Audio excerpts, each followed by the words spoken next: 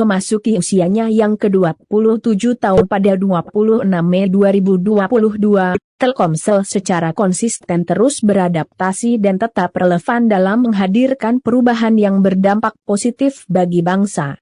Guna menjawab berbagai tantangan yang muncul seiring berkembangnya zaman, Telkomsel terus memperkuat komitmennya untuk menjadi yang terdepan mendampingi kemajuan masyarakat melalui pemanfaatan teknologi terbarukan.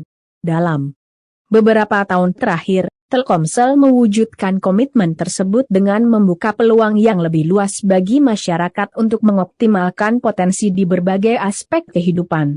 Melalui keandalan 3 pilar digitalnya, yakni sebagai penyedia digital connectivity, digital platform, dan digital service, Telkomsel menegaskan tujuan kehadirannya dengan memberikan ragam solusi dan inovasi produk dan layanan terbaik bagi masyarakat.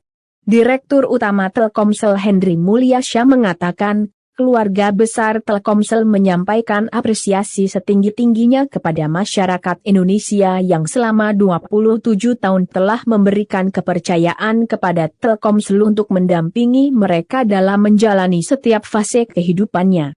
Telkomsel terus berupaya hadir melalui beragam solusi dan perubahan nyata yang mendukung masyarakat untuk terus bergerak maju, terutama saat harus menghadapi tantangan di masa pandemi COVID-19 dalam 2 tahun terakhir.